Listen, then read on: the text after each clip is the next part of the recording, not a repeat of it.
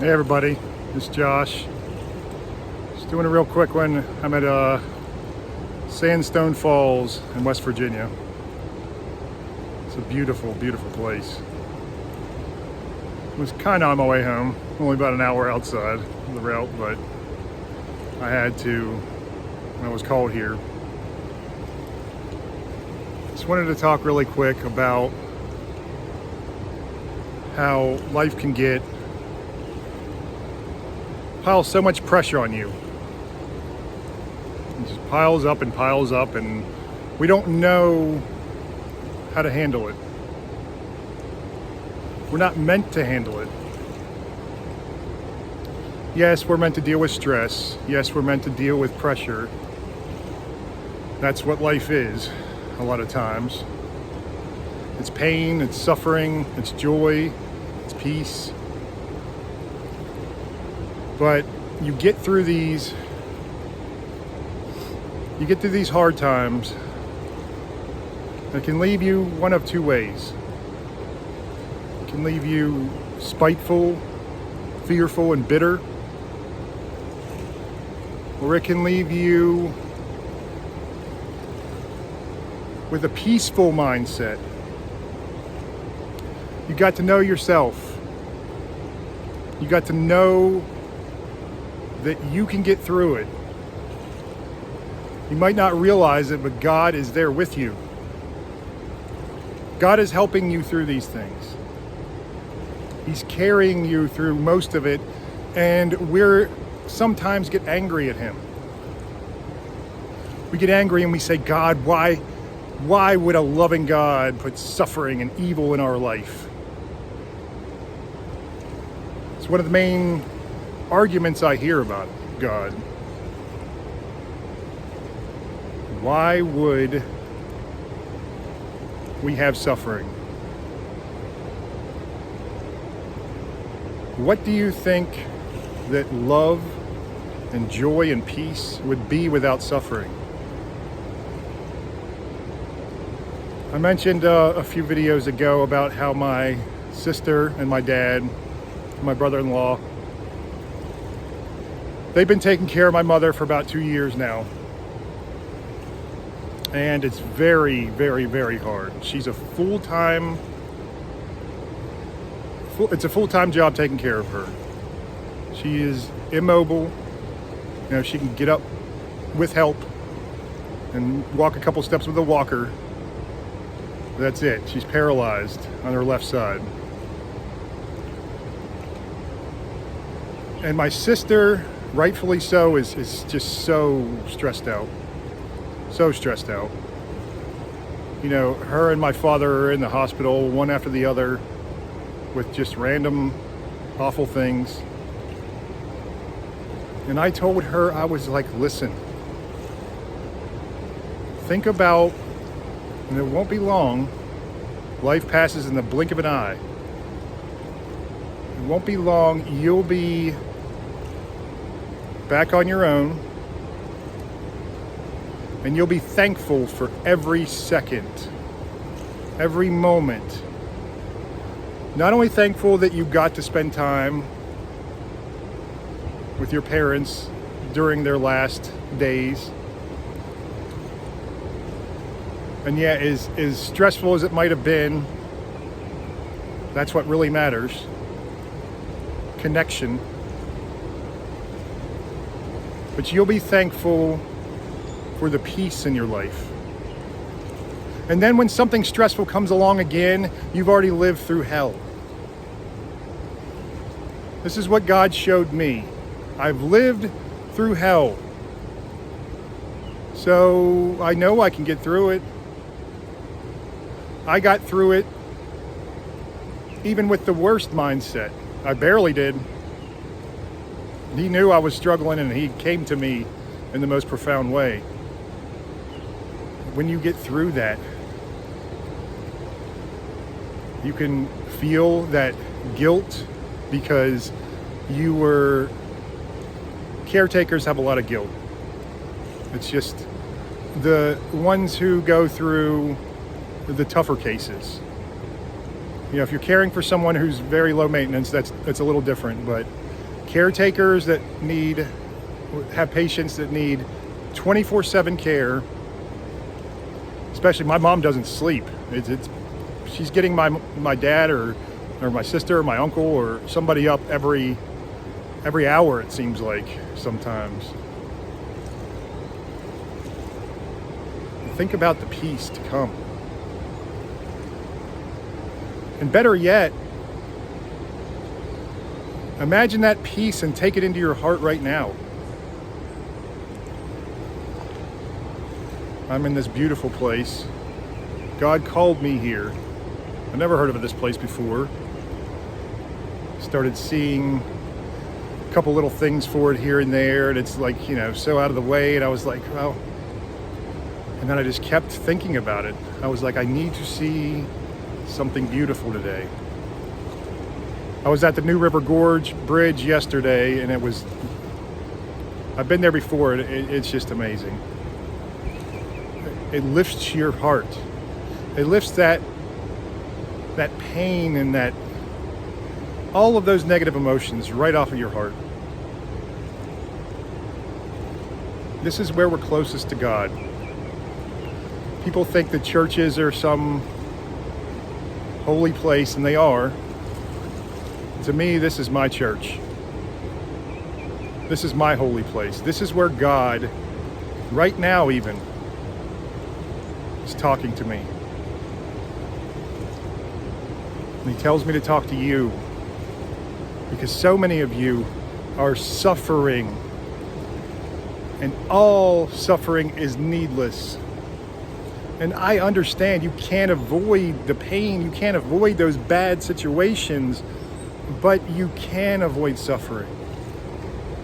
I promise you. I don't do this for anything but to help guide you to this same path of finding God that I did, finding this inner peace.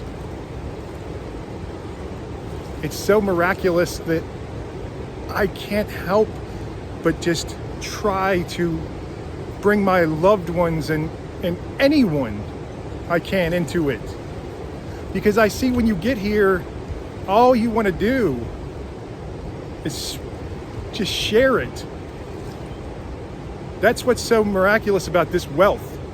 I feel like the wealthiest man alive, barely have a penny to my name, but I have peace. That is the divine currency. I have faith because I have seen that there is so much more than this. I promise you,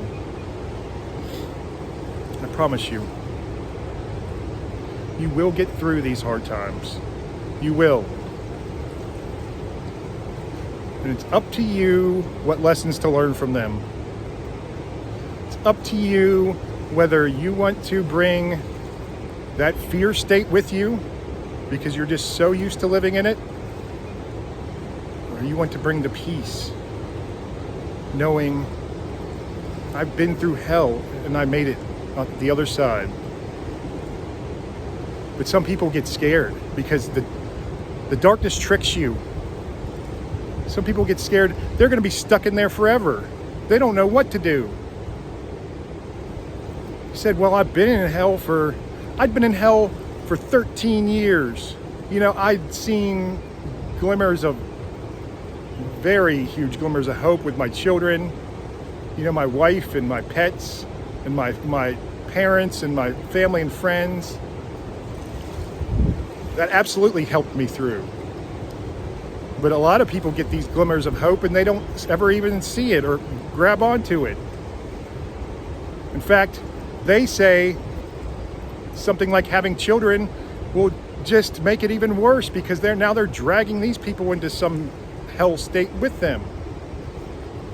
And so they get even more fearful and more guilty about that. You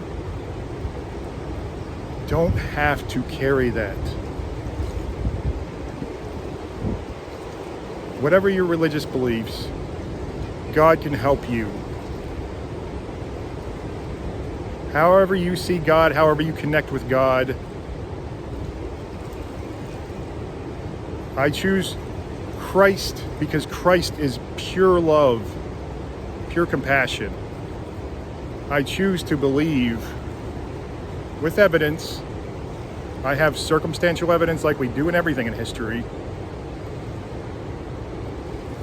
With all my heart, I believe in the love that Christ brings. I don't believe in the Christian churches. I don't mind a lot of the Christian churches. In fact, I enjoy going and listening to sermons sometimes. But go to the source. Always go to the source. Yeah, you can say the churches have changed the Bible or they've changed religious texts, and because it's the game, like the game of telephone. You know, you start one and then it's a completely different story when you get down a couple people in. So how would it not change? There are teachings of Christ that are timeless. These are miraculous teachings. These are teachings that will help you no matter what. The love, the pure love. And it's great to find your spirituality. It's great to find all of that. And it absolutely, I think it's a first step for many people. It was a first step for me for sure. With connecting to God. I felt God's presence.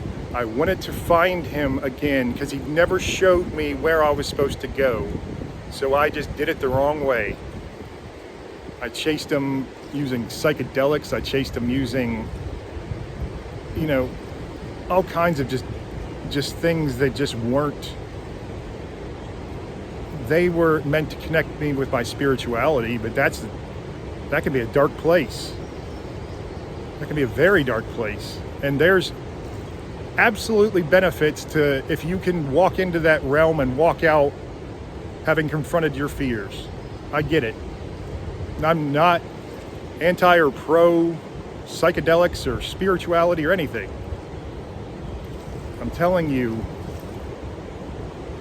you have to connect with the source. You have to connect with God. However you choose to see him, he doesn't care. He's calling to you. Just follow him. Seek him. Seek him. Don't stop. Don't get discouraged. It's the most important thing you'll ever do. So just keep doing it. And you will find him. He's already found you. You think he's abandoned you? He hasn't. Millions have said that, and millions have found out, wow, how ignorant I was to think that I could know the plans of God.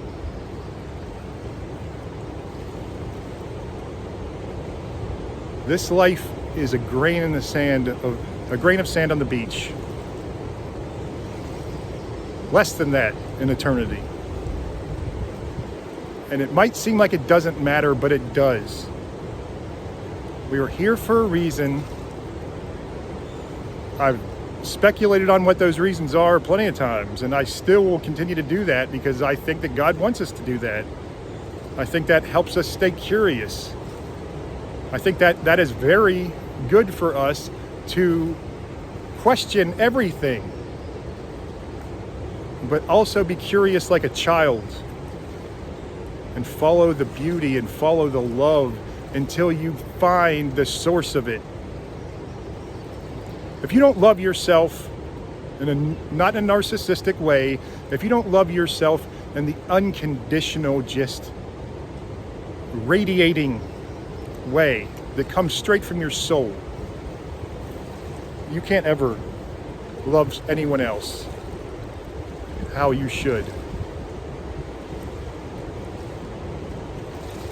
I thought I gave that unconditional love to my children,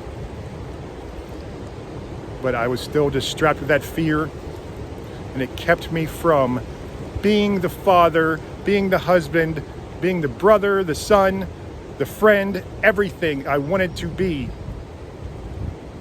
I can't do much. I'm disabled. My back is awful. It's garbage. Hot garbage. But I can still be more than the man I ever hoped I could be now that God has saved me. This beauty around me. Look. I don't know how good you can see it. I'll put a picture or two on, or a picture on the profile, a little bit better one. These are the places you need to seek out. These are the places you go to meditate and pray and worship. Find not only yourself, you have to discover yourself quite a bit first. Because God wants you to discover. He sends you out into the world to discover yourself, to see the way back to Him. Because it means nothing if we know Him, but we didn't find our way to Him. It means nothing. It's all about the struggle to get there, because that's when we learn about ourselves. That's when we learn true right from wrong. That's when we learn true love, true suffering, true peace.